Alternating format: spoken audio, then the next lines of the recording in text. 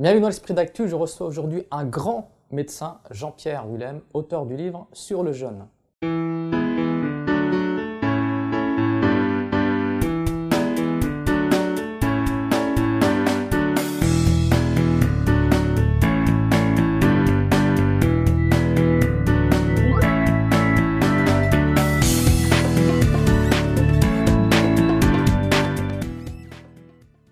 Bienvenue, docteur Jean-Pierre Willem.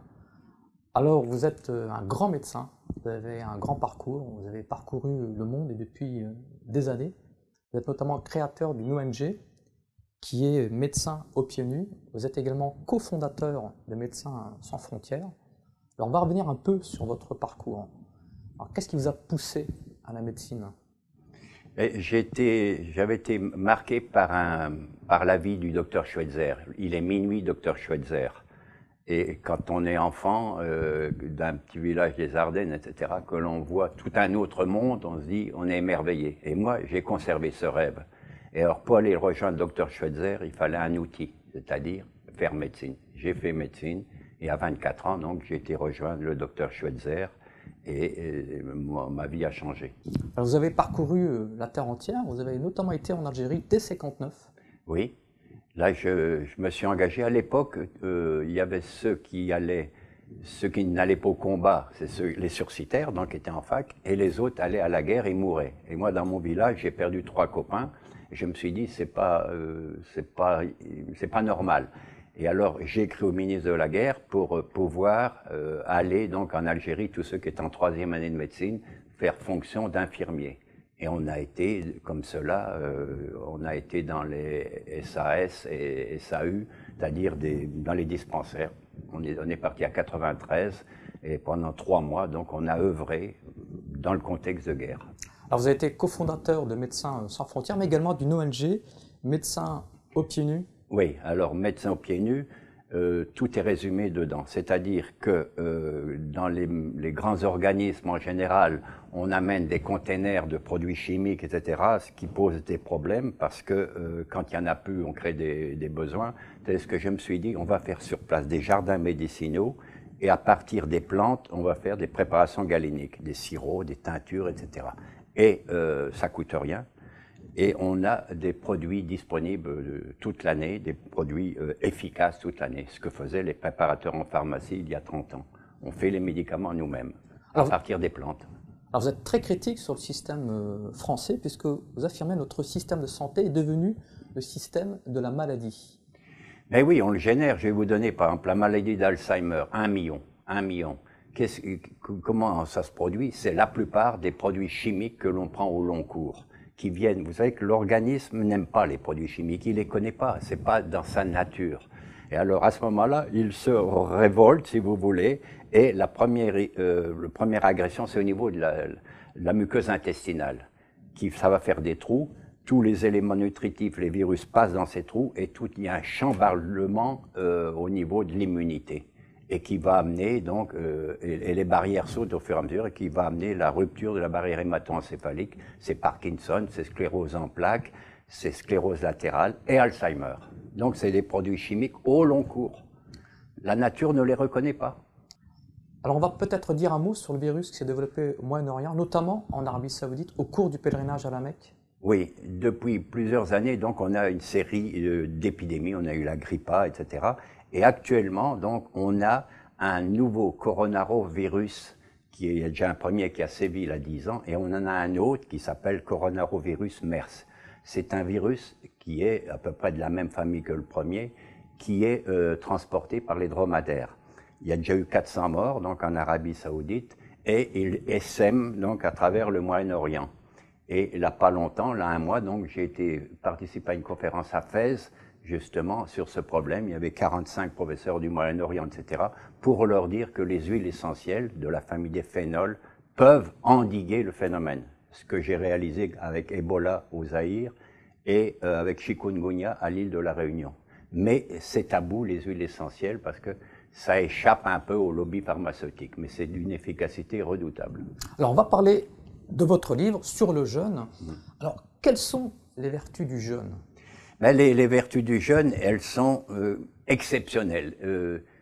Quand ça fait, vous savez que les peuples anciens, les Macédoniens, etc., ont jeûné et se sont sentis mieux. Puis vous avez les 3 religions monothéistes qui ont pratiqué le jeûne, donc c'est pas un hasard, c'est pas pour vous faire souffrir le jeûne. C'est que derrière, il y a des réalités thérapeutiques. Et toutes les pathologies sont améliorées. Il y a évidemment un temps de jeûne. D'abord, il faut savoir ce que c'est que le jeûne. Moi, je parle pour l'instant du jeûne hydrique, c'est-à-dire que de l'eau. Et de l'eau peu minéralisée. Si elle est trop minéralisée, elle va chauffer les reins et puis ça va bloquer l'émonctoire. Alors donc c'est de l'eau, on prend de l'eau, 2 à 3 litres tous les jours, et il faut au moins atteindre 12 jours. Alors il y a une crise au 3e jour parce qu'on bascule. Quand vous jeûnez, vous puisez dans le sucre, c'est-à-dire le glucose. Or, il n'y en a que pour 24 heures. Et alors, il faut quand même nourrir le cerveau, etc. Et on puise dans les protéines, c'est-à-dire les muscles, pendant 24 heures aussi, et après les lipides. Et alors, à ce moment-là, donc, c'est des corps cétoniques qui vont nourrir le cerveau, le cœur, etc. Mais, en plus, ils vous mettent dans une condition d'acidocétose. Or, peut-être expliquer ce qu'est l'acidocétose. Vous avez le terrain, notre organisme, il est ou il est alcalin ou il est acide.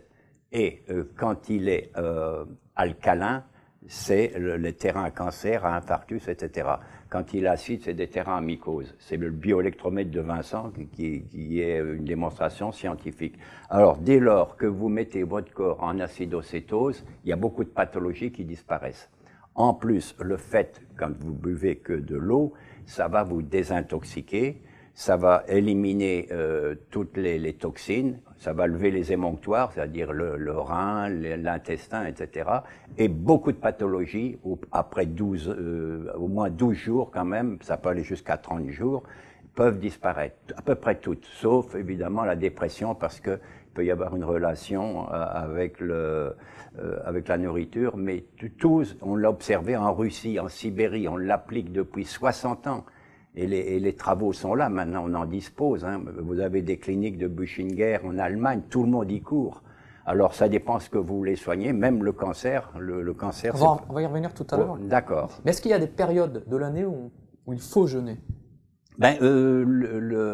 En principe, c'est au printemps. C'est la meilleure saison. On peut au printemps parce que c'est un renouveau. L'organisme se réveille à la vie, quoi. Alors on en profite pour jeûner, quoi. Mais les rites religieux ont leur valeur, certainement leur valeur. Vous savez, depuis le temps, ça fait presque 60 ans que je suis dans la médecine, on a des réflexions philosophiques ou cosmogoniques. La nature est bien faite. Il n'y a pas de hasard. Pourquoi ces 3 religions, etc. Tout s'explique. Alors qu'à l'époque, il n'y avait pas de biologie. Alors elle vous dit jeûner. C'est-à-dire que, par exemple, pour le ramadan, on ne mange pas pendant la journée, mais le problème, c'est de ne pas manger plus qu'avant. C'est-à-dire, il faut manger 80%, les 3/4 de la nourriture habituelle. Qu'est-ce que vous conseillez justement de manger le soir? On s'en fiche. Vous pouvez prenez des protéines, des lipides, parce que les glucides, le cancer se nourrit de glucose. Il en a besoin de 20 fois plus que la cellule normale. Donc, vous prenez des protéines, des lipides, hein. Pas trop de sucre, mais je sais que il y a des desserts dans le monde arabe, il y a beaucoup de desserts sucrés. Bon, le tout c'est de réduire, comme l'île d'Okinawa. Ils réduisent leur nourriture. On reviendra tout à l'heure justement. Ils réduisent leur nourriture de 80% et ils sont d'un bel état, dans un bon terrain. Alors, sur le jeûne, vous affirmez que le jeûne peut aider à la prévention de certaines maladies dégénératives. Ah ben oui, bien sûr. Préventive, évidemment, si vous le pratiquez régulièrement, mais c'est pas nécessaire de faire 30 jours. À ce moment-là, vous faites moi, je préconise au moins 12 jours pour nettoyer les intestins, etc., parce qu'on a beaucoup de pathologies intestinales, des migraines, etc. 10-12 jours, c'est bon, vous faites ça chaque année ou 2 fois par an. Ça, c'est préventif. Et curatif, alors là, vous avez par exemple la cure de Breus, dont on peut parler, c'est à base de jus de légumes. Il y a 92% de guérison de cancer, avec des milliers de cas. Uniquement donc avec des légumes, des jus broyés, quoi, de betterave rouge, surtout qui est anti-cancer. Des légumes bio? Bio, ah oui, que vous trouvez dans les magasins Demeter ou Biota. Et au bout de 42 jours, vous êtes guéri. Mais il faut tenir. Alors, il y a un chapitre dans votre livre intitulé Jeûne et naturopathie. Ouais. Quelle est justement la place du jeûne dans la naturopathie? Ben, la naturopathie avec les naturopathes, parce qu'ils s'appuient au départ sur la nature. Ce que je disais tout à l'heure, la nature est bien faite et c'est ce que préconisent donc ceux qui sont dans cet axe de la médecine naturelle, si vous voulez, c'est de la médecine naturelle. Eh bien, ils disent que le fait de jeûner, c'est vraiment, on est dans la vraie médecine, la médecine de terrain, comme on dit, c'est-à-dire on soigne l'ensemble de l'organisme, on restaure l'organisme. Tandis que la médecine officielle, elle est segmentée, elle est fragmentée, on soigne que les symptômes et on ne voit pas l'ensemble. Chaque homme est différent d'un de l'autre, hein, alors que la médecine officielle, vous êtes frappé d'alignement. Tous pareil, on vous donne céphalée, aspirine, etc. Non, il y a des nuances. Hein. Alors nous, notre médecine tient compte de tout cela. C'est une médecine qui tient compte de chacun d'entre nous. C'est pour ça que j'ai fait de l'anthropologie, parce que l'homme est différent de l'un de l'autre. Sinon, c'est invivable. Hein. Même les moutons sont dissemblables. Il y a un chef à la tête des moutons. Même les animaux, vous savez, sont dissemblables. Alors nous, encore plus. Donc il faut en tenir compte ce que l'on fait dans la médecine naturelle. Alors, vous citez souvent en exemple les peuples Hunza au Pakistan, mais également les peuples Okinawa au Japon. Oui. En quoi leur mode de vie peut nous inspirer? Eh bien, il y a un rite là-bas que je vous donne pas le nom, Bari, si, peu importe, en japonais, qui dit manger 80% de ce que vous devez manger. Donc, ils se mettent en acidocétose. Et moyennant quoi, ils ont des performances exceptionnelles. Alors, il y en a qui disent que c'est parce qu'il y a une eau spéciale, etc. Non, c'est le fait de cette réduction alimentaire, ça suffit amplement. Et ce qui se pratique uniquement chez eux. Par rapport à tout le Japon. Le Japon sont déjà performants, hein, parce que ils sont naturopathes avant les autres, ceux-là. Et maintenant, vous avez les jeunes d'Okinawa qui reviennent à la nourriture moderne et ils chopent toutes les maladies. Ils chopent comme les Hunza qui disent, bon, il y en a assez, les vieux, on s'en fiche, etc. Et moyennant quoi, ils rattrapent nos propres maladies. Donc il faut rompre avec la nourriture moderne, même ici en Occident? Ben oui, de plus en plus. Hein. Vous savez, toutes les émissions de télé maintenant commencent, puisque tout le peuple avec tous les réseaux, etc., sont au courant. Donc vous ne pouvez plus cacher. Alors maintenant, donc, on sort les vraies vérités. On sort les vérités maintenant. Mais pour vous, une médecine conventionnelle doit s'accompagner d'un traitement alternatif, de traitement naturel? La médecine officielle, elle a encore son mot à dire, ça c'est évident, la chirurgie, etc. Bon, mais il faut, si vous prenez des béquilles, des médicaments comme des béquilles pendant de longues années, ça convient plus. Il y a un problème de terrain qu'il faut restaurer. Vous pouvez pas vous trimballer avec des migraines toute une vie. Les migraines, c'est des intolérances alimentaires la plupart du temps. Vous faites la recherche des intolérances, vous les avez, vous supprimez les intolérances, et ainsi de suite. On a avancé considérablement. Parce que si un rêve, on fait jeûner les gens, comme en Sibérie, où on soigne à peu près tout le monde, et à Berlin, où on soigne des pathologies neurodégénératives uniquement donc avec le jeûne. On soigne des dépressions, on soigne des bipolaires, des schizophrènes, d'épilepsie, etc. On sait, il faut y aller. Il y a des Français qui y vont. Ça coûte cher maintenant. En Sibérie, c'est gratuit. C'est le pilier de là-bas, le pilier de la santé en politique sanitaire là-bas. Bon, et maintenant, on freine parce que les lobbies pharmaceutiques se réveillent. Mais un rêve, si on appliquait donc cette stratégie, le nombre de pathologies qui seraient colmatées en 2-3 ans, ça y est, on réduit la sécurité sociale. Elle serait plus en faillite puisque, par définition, uniquement vous faites des cliniques à jeunes, comme ça se fait à travers le monde, maintenant aux États-Unis, eh bien, il n'y a plus de pathologie. À peu près plus, ça c'est évident. Ça paraît énorme. Mais alors, il y a un discrédit dessus. On dit que c'est dangereux, mais c'est un argument péremptoire. C'est pas dangereux. Si c'est encadré, il faut que ce soit encadré par un médecin avec des tests. Alors, pour conclure, quels conseils vous donneriez à ceux qui nous regardent? Des conseils sur le plan médical, sur le plan... Donc, il faut faire 3 jours de jeûne, vaut mieux un seul jour que pas du tout de temps en temps. Bon, mais il n'y a pas de grande signification. Il faut atteindre 10-12 jours suivant l'ancienneté de votre pathologie. Et à partir de là, donc, mais je n'ai pas pu évoquer tout dans les détails. Je ne vais pas être mercantile en disant que tout est dans mon livre.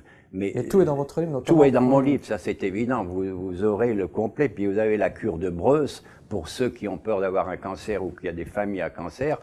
ça ne coûte rien d'essayer, c'est des produits naturels. C'est quoi la cure de brosse? De Breu, c'est des légumes, les légumes frais. Hein. C'est la betterave rouge qui est anti-cancer, c'est le céleri, c'est le radis, et puis c'est une pomme de terre. Hein. Vous broyez tout ça, et puis tous les jours, vous prenez à peu près presque 1 litre de ces légumes pendant 42 jours.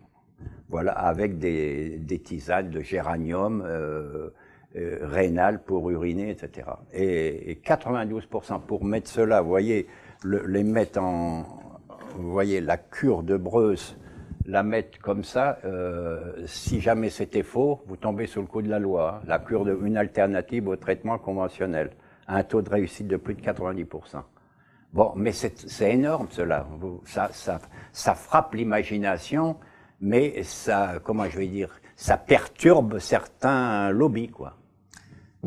Merci à vous, Jean-Pierre Willem. Alors, je rappelle le titre de votre ouvrage, Le jeûne, une méthode naturelle de santé et de longévité aux éditions Guy Trédaniel. Vous êtes également l'auteur de ce best-seller, Prévenir et vaincre le cancer, deuxième édition revue et argumentée aux éditions Guy Trédaniel.